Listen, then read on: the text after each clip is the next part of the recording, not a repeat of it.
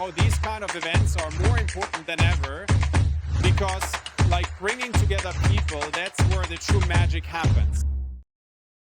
Hi, Patrick and Felix. Thank you so much for joining us today. Thanks for having us. Yeah, so first we're going to start with you. I have one question that's for you. Felix, you started your entrepreneurial journey at the age of 18, and now you're 24. 26. 26. But thanks, take that as a compliment. Yes. What drove you to start your entrepreneurial journey so early? I think it's a good question. Honestly, I've always been extremely curious about building things. Like back in the days, it was designing my own skateboards and surfboards, and then quickly realized also with kind of meeting you, I think, the power of building technology companies, right? And the beauty of it is that you have an incredible scalability effect. When you design a surfboard, right? I think my friends and my parents were the only people ever saw it, right? But when you design an app, you can put it in the app store, you can market in a way that hundreds of thousands of people can access what you've built within a short period of time. So the scalability effect of designing digital products was something that I was extremely passionate about. And through that, I just got started. It was a photo sharing app in the beginning. Then I met Pat. We've built Mapify for almost 3-4 years. And since then, never stopped.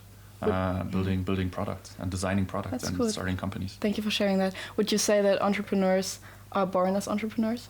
That's a good question. I think not necessarily. I think it's something you can also learn and experience over time. I know a lot of people that started working in different kinds of companies and then transitioned into an entrepreneur that also turned out to be a great founder. Yeah. I think being a founder is a lot about getting really great or becoming really great with uncertainty. I think that's eventually what it comes down to.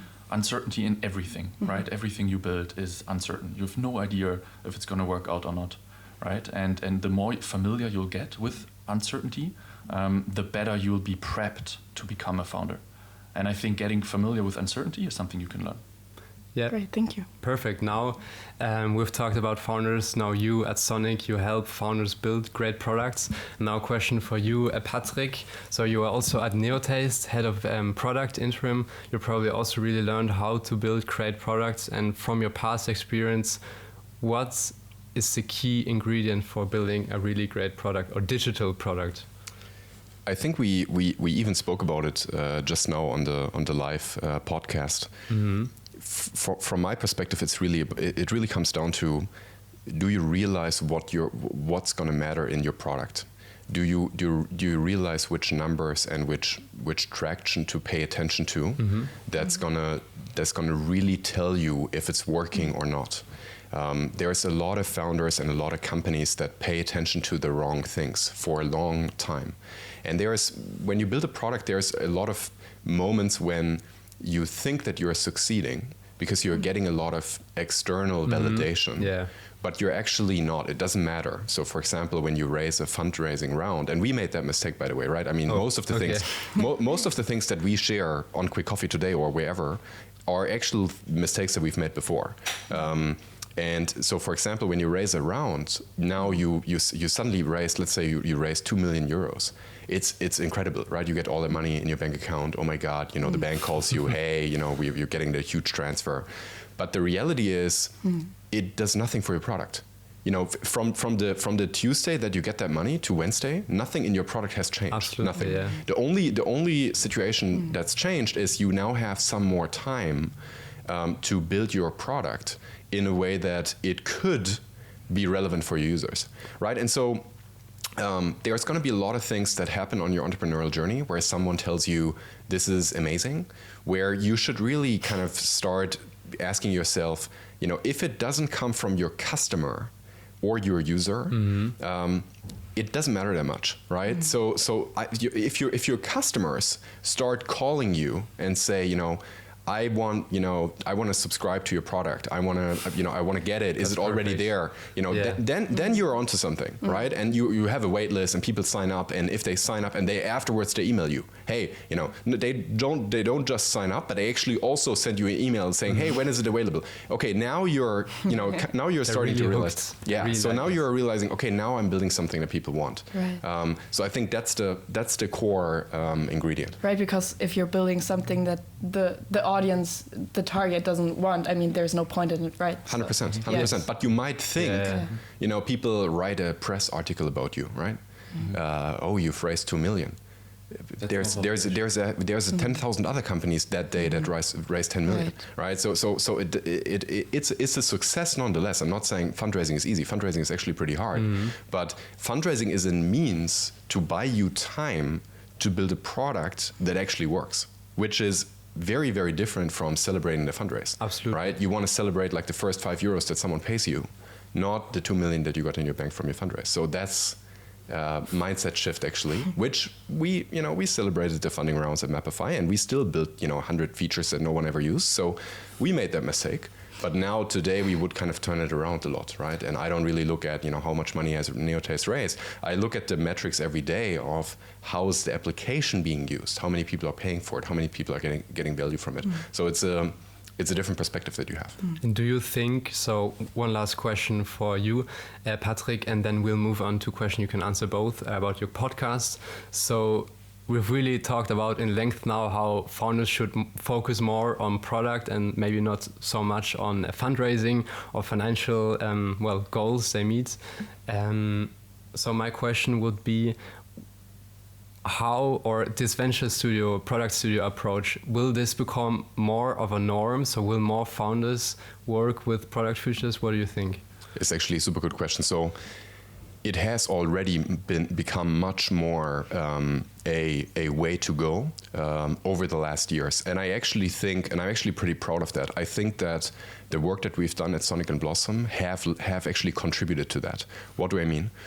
I think that a couple years, if you look at a couple years back, like 5, 6, 10 years back when we started, the only way to build a product was you would hire your own team, right, at the very beginning, and you would get that started. Now, what has happened since then is that a lot of founders and a lot of investors have started to realize that the product version that you built in the very beginning, how quickly you get your product to market, it matters much, much more than who specifically builds the product. So what happens today is that people come to us and they say, look, I just raised 2 million, 3 million, 4 million in funding. I need experts from the very beginning. I don't want to hire someone who is doing this before. It's going to take us half a year to learn even how to do it. I need people who have done it like 20, 30 times before. And the special thing about what we do with founders is that we start working with them, but we actually help them transition. Because the one question that people have is, okay, if I now partner with Sonic or with Blossom for half a year on the product, what happens after, right? So how will I build my own team? Now, what we do, which is actually something I think no one else does in that kind of service that we offer, is we help with the recruitment. So what happens is that as a founder, you can work with us, you get that kind of quick start, you get the product off the ground in an amazing way. You have people from day one who have built it before, who have a lot of experience, they bring it to your company, you get that complete boost, right? Where like suddenly you have 4 people on your team like with amazing experience and you're executing from day one. And then after 3 to 6 months or 9 months, we help you recruit the right people to your team. And so you have the full package. You end up having your own team, but you get that boost versus trying to find for half a year, who do I even hire? You hire one engineer, this person might not even be the right person for head of engineering role. You realize after 3 months you don't have you haven't built a product, right? It takes ages. So we have a product right now where the founder started the company alone, and then he started working with Blossom and Sonic, right? And then it very quickly moved forward, and he got that kind of boost. Yeah, perfect. Now, interesting advice. Yeah, absolutely interesting. Yeah. Now a question for both of you. So we've also talked about product now in really great length, and you really have some amazing guests on your podcast where they talk also at length about how to build great products. And now our question would be, are there some guests that really, really change your mind on what it really takes to build a great product? Maybe some contrarian thinking or some time where you really had to think again, okay, this doesn't make sense. I have to really get a new perspective on this. 100%. I think different kinds of people and opinions. One that just came to my mind is our dear friend Dennis from Amie. Yeah. Okay. Amie, which is a calendar app that he's been now building for almost 4 years. But what is so great about him is the way that he's been building a brand around it. Not only a personal brand, but actually a product brand. Okay. And I think that is being misunderstood and overvalued, I think, at the same time.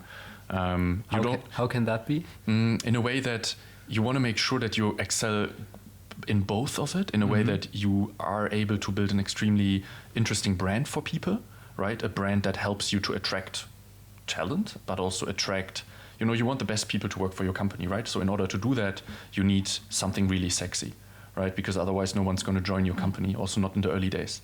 And I think you can do that by, for example, building a strong, successful brand, because that showcases to external people that, within the company there is some sort of common knowledge when it comes to product and design, right? Me as a designer, I would never join a company where there's not a shared knowledge about the importance of great design, right? I think that he nailed fantastically. On the other hand, what is also so important is that you don't lose focus in what you're building. And that's what I mean, both is important. The brand, yes, but also eventually, obviously, what you're building, right, and who you're building it for. So these were my 2 cents for it. One question about UX design, because I'm pretty interested about that. How can UX design drive business growth in startups specifically? The beauty of design is that it is so connected to business. Like, with a change in a product, you can fundamentally change the revenue of a company. Absolutely, right? yeah. Especially if you look at most true thing, right? And so which most people don't get, by the way. Exactly, which most people don't get. But with focusing on certain things within the user flow, like if you think about the UX of a product and you change it and you try to improve it, you can fundamentally change the financial side of a business. And I think that makes it so interesting and so important. UX and product should be one of the main things that should be prioritized when it comes to building a company. Always. Right? Especially when you're building a digital company. Like, the great UX is eventually going to be what helps you win. Yeah. Not necessarily your great idea. It's about, because hundreds of people have ideas, but it's about how do you take an idea and build a great UX around it. Yeah, and now we would move on to the more general part of the interview, so ask for advice. And you've been building products for a long time.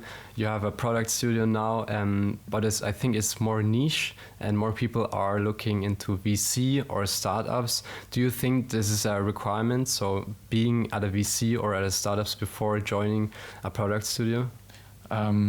Before joining a product studio, not necessarily. I think it's a very different industry that you're in. I think product and design studios are very hands-on. The beauty with what we have is we work on many, many different products and projects at the same time. So if you join one of our companies, you will have the chance to work on extremely interesting projects, right? And not spend months or years only working on a very specific feature of a project. So I think it's the perfect scenario for you to get a deep dive into what it looks like to build products. By joining a studio such as Blossom or Sonic. Okay. Thank you so much for sharing that. And then maybe one key piece of advice for our audience, because mainly aspiring business students. What advice would you give business students for launching their own startup? I think my core advice would be, connect with founders that have a product focus. Yes. Connect with people who you can learn from, not necessarily from a business standpoint, but from a product and design standpoint. That's the core thing. If you build that kind of network where you have people that you talk to from a product and design aspect, then I think that's the core thing that you can do to expand your network. Great, thank you. Now we will move on to the quick 5. We have prepared 5 quick questions. You can answer. We also have to be quick. You can answer both in one word, if it's possible. One word. And one word is good. And now, yes. Amelie will start. Early bird or night owl? Early bird for me. Night owl. Really? Okay, interesting. I mean, good. You complement each other well. Then. That's true. I think so. Yeah, then my question is best product from UI and UX standpoint, You mean what? Best product, An example? Yeah. For it. Let me check. I think for banking right now it's Revolut. For neobanks, it's one of the best neobank apps that I use, both from a UX and UI side. Tesla. Also enjoy Tesla. Innovation or tradition? Both. The best products are where innovation meets tradition. Absolutely. Great answer. Yes. Absolutely. And now, fourth question: digital or how do I phrase this? So either You mean like physical or digital? Or? physical or digital products? Yeah. What we prefer? Yeah. It's impossible to say. It's very hard to say. I think when Both. Patrick and I talk about Remova suitcases, we fall in love with it. But we also fall in love when we talk about the new autonomous driving technology that Tesla released. Okay. Yeah, It's both. It's both. of us. Yes. That's how you discover great products by looking at the products that you use every day, and whether they're digital or physical. Both can teach you a lot about product and design. And how would you describe this year's Idea Lab in one word? Exciting. Perfect. Inspiring. I think that's. I think exciting and inspiring is a good summary. Yeah. That's And great. thank you guys for Thank you being so here. much. Thank you so much for having us. Thank you. Perfect. Thank you. Perfect. Thank you.